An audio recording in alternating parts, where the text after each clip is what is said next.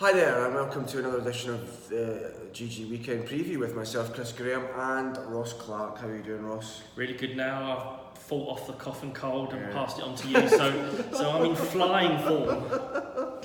Yeah, I feel pretty dreadful. It's been a tough week, but we're battling on, and it's a great weekend of races. That's cheering me up. Great card at Sandown and Aintree. Why don't we talk about it? Yes, let's do it. A couple of grade ones, brilliant. Some big horses out. Yeah, it's going to be good. We'll start with the Many Clouds Chase, which is 240 Aintree, 3 mile 1 furlong on Saturday. I'm trying to think what this race was called before Many Clouds was put on its race title, because this is a high class race. Nice to see a race named after Many Clouds as well. Yeah, brilliant horse. Yeah. 11 to 10 Native River, of course the Gold Cup winner in 2018, warrior of a horse. 11 to 4 Might Bite. What's happened to Might Bite? We'll get more answers on Saturday. 7 to 2 Black Corton and 40 to 1 the rank outsider Outlander. Let's first I want to talk about Might Bite. This could potentially be his last race if he runs another stinker here after what he did last season. You think it could be possibly his last race? Well, I mean, a lot of people say that, you know, it was the Gold Cup battle between him and Native River that kind of left its mark, but you know, Might Bite went on and won at Aintree afterwards, smashed Bristol de Mai at Aintree. So quite what happened last season, I do not know. Nicky Henson's come out and said that, you know, they think he's coming back to form, he's working better than he did last year, but the fact they've put cheek pieces on him for the first time this time around makes me think that they're kind of reaching for options. Of the two at the head of the market, I would much prefer Native River. I mean, again, what a warrior. He held his form last year. I think he finished third in the King George, fourth in the Gold Cup, second in the Becher Chase, you know, so absolutely solid level of form. But they've put blinkers on him for the first time now, so his connections seem to be reaching for options with him. And interestingly, he's been beaten on 4 of the 5 seasons that he's been racing. First time up, he's lost. So I'm actually going to take him on as well.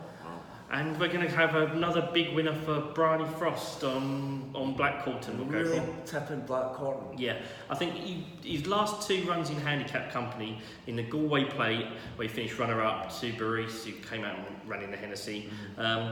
And then last time out, he's trying to give a stone to Vindication.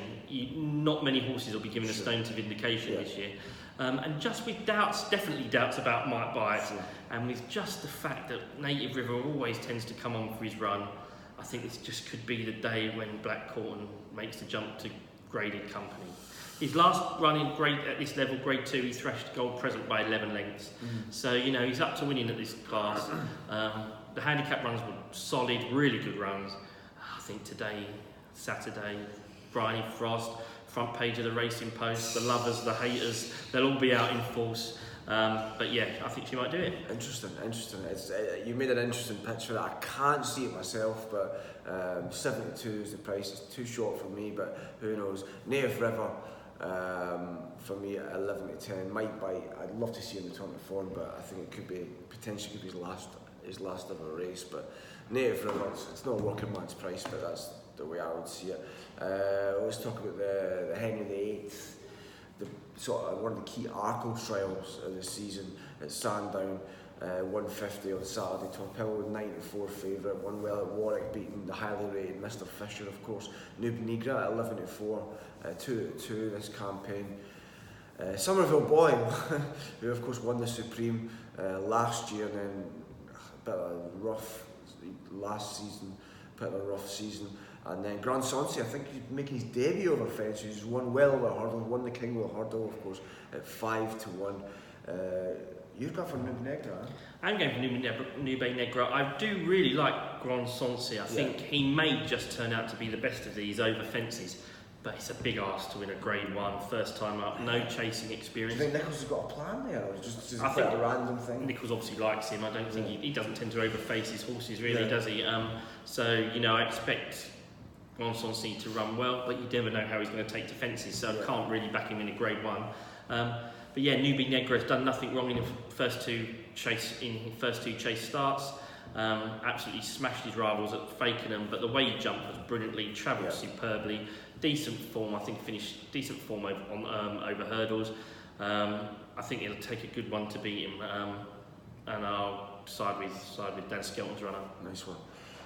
Becher Chase, traditionally one of the key, if not the key Grand National trial. Of course it is over Aintree. Mulligan's Hill, 13-2 favourite. Vintage Clouds, of course, who fell in the Grand National this year, 8-1. One for Arthur, former winner. It's just been terrible since, apart from a fairly decent one in this year's Grand National. We finished 6th, and then double figure prices. The rest, you got a double figure price that you like here. 16-1. 16-1, yeah. Alpha de Zobo, it's a veteran. Everyone will have top weight. Everyone will have heard of him. He's been running really well recently. I mean, he finished 3rd off level weights with Road to Respect, and Clan de Zobo finished in front of him last time at Down Royal. Now, is there anything in this race that could get close to Road to that level of form? I don't think so. They're all just solid handicappers. He's slightly better than a handicapper. Got top weight for a reason. He's been around the national fences before. Fell at the chair in the 2018 Grand National, but was travelling well up until that point. No reason to think he won't take to the fences. And I just think he's overpriced for one of his class at 14-1. I mean, you don't often get genuine graded performers going off at 14-1 in handicaps. So might as well try and make the most of it. Back him each way. It does look a class above these horses, but obviously top weight. What's the ground do you think of like him? He'll be fine on the ground. Sure. I mean, he'll be fine on the ground. I mean, he's pretty versatile. Yeah. 16-1 Alpha de Zobo then in the Becher Chase on Saturday. Right, Piste de Resistance, the Tingle Creek, always one of the best races, not just about this weekend, but of December, definitely. Defi Du Seuil, 13-8 favourite. Politolog at 92, who won this race 2 years ago. And De Seuil, who won it the year before that, 2016 at 92. 18-year-old De Seuil, a veteran of the course, definitely. 61 Soul Royale and 91 Janika, who won the Holland Gold Cup last month. Betway are offering new customers an enhanced 66-1 on Defi Du Seuil. Brilliant offer that. T&Cs and the link that you need will be on this video, so do check that out. But Defi Du Seuil looks a really progressive animal. Won twice at the Cheltenham Festival, of course. Interesting that they've dropped him back to this 2-mile trip. Give me your thoughts on Defi. I love Defi Du Seuil. Interestingly, he does have to improve to win this race. There are 5 horses in the race still rated higher than him, which is quite surprising when you consider his profile, but he's the up-and-comer. The drop back to 2 miles, I think, will help him this season. Right. I just think his jumping isn't the best. I mean, he doesn't ever look like really falling, but he lands and he bunny hops, and he's not the most natural jumper of a fence. But the 66-1 offer with Betway is brilliant. If you've not got a Betway account, you should open one up just for that, because Defi Du Seuil is by far the most likely winner of the race. One I would just put up against him each way at a price, and the angle is based solely on Defi Du Seuil's jumping. Defi Du Seuil beat Lost in Translation at Sandown last season in the Scilly Isles Novice Chase. That was over 2 miles 4. And everyone knows the fences down the back straight at Sandown come thick and fast. It's jump, run, jump, run, jump, run. And my suspicion is that if anything's going to go wrong for Defi Du Seuil, it's going to be down that back straight, and he might find his jumping put under a bit too much pressure, may make a couple of mistakes, may lose momentum. If that is the case, then the one who is overpriced to benefit is So Royal. Sure. And there's only 8 runners declared, so you can get each way 3 runners. So Royal each way could be the way to play if Defi Du Seuil's jumping falls apart. So I'll be backing Defi Du Seuil to win and having a small each way saver on So Royal. And you like him because he's sort of less exposed than like Du Seuil. Less exposed. He's won first time out for the last 3 years. Yeah, of course. And so he goes really well fresh. This is his first run of the season. Yeah. So I think it's all primed for a big run from So Royal. And he's been chasing home Altior, finishing second to Altior. Yeah. So the form's already there in the bag. It's not as if you're looking on him to improve, really. He's already rated higher than Defi Du Seuil, so I think he's primed for a big run. Yeah, and if Altior came back to this trip in March in the Champion Chase up against a Defi Du Seuil who won at the Tingle Creek, who would you be siding with? Obviously, depending on the price, but... Oh, that's a tough one. That's why I'm here, that's why I'm here. Always go with the improver. Yeah. Always go with the improver, that's my philosophy. Yeah.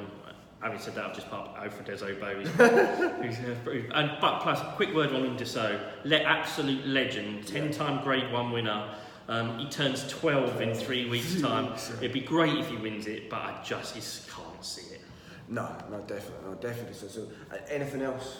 I just give one in the last race at Sandown on Saturday, the London National. I love a national, and I'm going to take a chance on Vinnie Lewis. He's a double-figure price. He ran in the Durham National at Sedgefield last time, so he seems to be travelling the country looking for nationals. And he got really badly hampered by a loose horse, 5 from home in that race, but still looked likely winner turning in. Blew up a couple of fences from home. I just think that was down to fitness. That was his first run since March. Last season, he won his second start, having improved on his debut run of the season. So I think Aidan Coleman's been booked for the ride for Harry Whittington. That's a good sign. And so we'll take him in the last at Sandown, 12-1, Vinnie Lewis. Brilliant, excellent, great case you've made. Compelling case from Ross, as ever. Loads of things to chew over there. It's got a great weekend of horse racing. Enjoy it.